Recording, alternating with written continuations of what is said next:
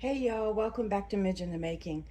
I know I have a recipe up that I put on my channel already. I use that chili that I made before for when I do uh, chili cheese fries, or when I make hot the chili dogs. This one is got a tomato base to it, so it's a little bit different of a recipe. I thought I'd bring you along because in the other recipe I had mentioned that you should add, if you like more of a tomato base, a tomato puree or crushed tomatoes or stewed tomatoes. Well, today I'm making this recipe with those things. I also got this handy dandy little hamburger thing that everybody shows on YouTube. It's my first time ever using it, and I'm going to tell you what I think of it when I get this going. Welcome to my channel. I hope you come along. This is fully loaded chili. Oh, I like that already. Look how it pulls that meat apart. That's nice. Instead of chopping, you just twist and you've got it all moved around really quick. This is 1 pound of hamburger. I think it's on the leaner side. I don't see a lot of fat in it. And I've added about a teaspoon of crushed garlic. And I'm going to put this on medium high and cook my ground beef down first. Get it nice and cooked. And then we'll start adding all of our flavors.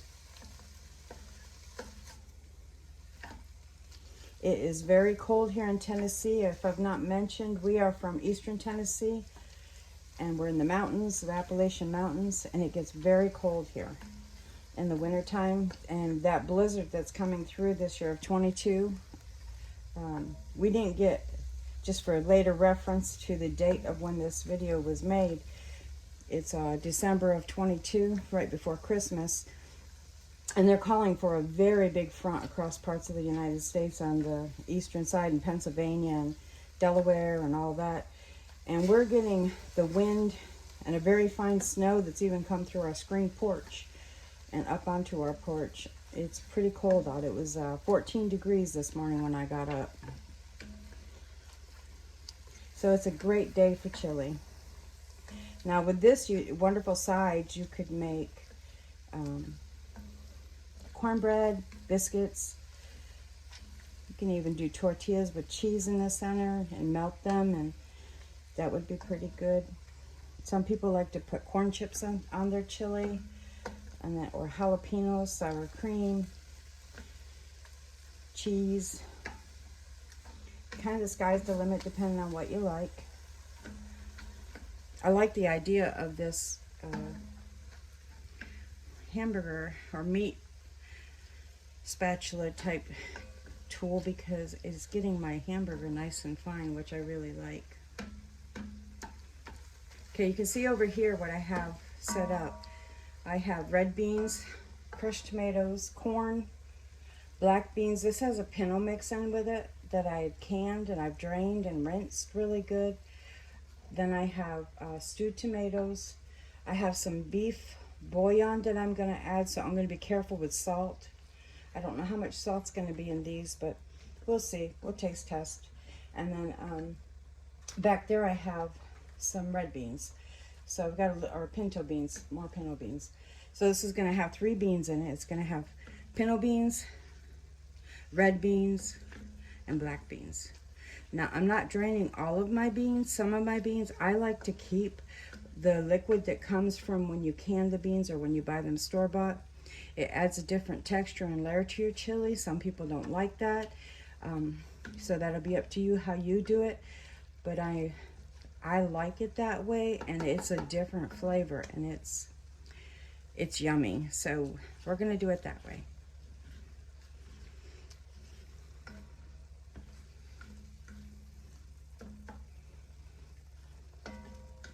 There's a lot of vitamins and things in your bean broth, basically, that you get from canning, that when you just pour and drain all of that away and you rinse it off, that you get when you leave that syrupy liquid in your chili.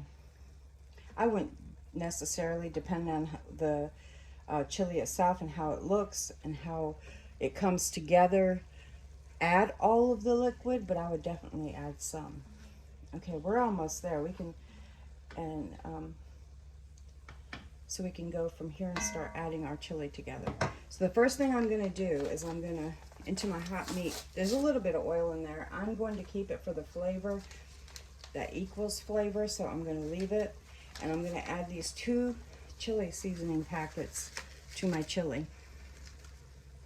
And I'm gonna let this roast for a few minutes, to bring all these seasonings up to warm and start roasting the flavors together.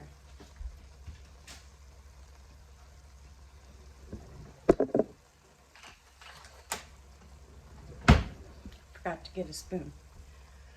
So we're just going to roast all these together in here, and it'll bring out some of the flavor rather than just putting it right into the liquid of the sauces of tomato sauce and all of that.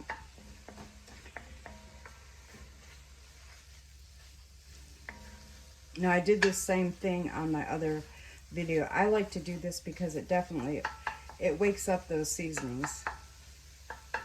You don't leave them too long so that they burn, but you just do it long enough to wake up the seasonings and give you flavor. Okay, to this, I'm going to add my stewed tomatoes to start getting a base in here so that my other stuff doesn't start burning. That's stewed tomatoes. So you're going to have tomato bits in this chili. This is more of a chili you would have with crackers, grilled cheese if you wanted, cheese on top. It's going to lend lots of flavor. It's going to look prettier in the bowl. That other chili that I made is really great for doing your chili cheese dogs and stuff. But this one would work too. Don't get me wrong. This would definitely work on those, and I've used it and I've loved it. I just use the other recipe for that type of cooking when I want a good chili dog. Because I really don't necessarily like a whole tomato to be on my chili dog. I don't mind the beans and things and the hamburger and the flavors, but I don't want the chili to have tomatoes in it. So here's my crushed. This is a 14 ounce, I think, 28 ounce can of tomatoes crushed.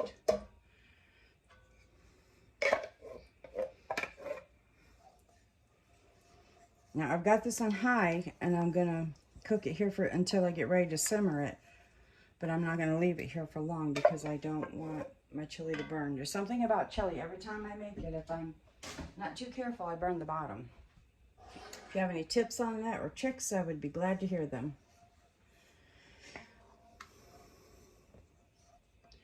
Okay, I may not add that whole can of corn, so we'll see. I don't want too much yellow in here. I want color, but to pop, you know, and to have the flavor of the corn without it being, you know, too much yellow. We'll go ahead and add my black beans, pintos, and my seasoning beef broth bouillon.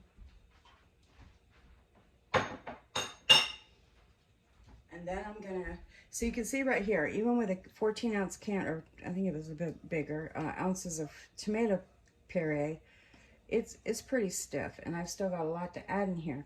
So let's add a few of our corn, about half.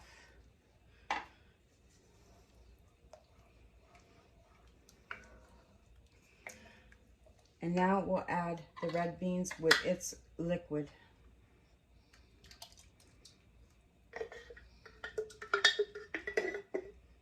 Like I said, there's a lot of flavor in this jar. Now these are beans that I've canned, obviously, but you can tell by the can. You can definitely use store-bought. They're just as good. They're actually, in some ways, they're nicer because the bean is firmer, but home canned beans, these are canned for 90 minutes under pressure. And then they're brought to cool. So it's a process with beans for home canning that makes the beans get a lot softer, more tender. Alright, so now we're going to add the pinto beans, and I'm still going to add, because see how thick this is?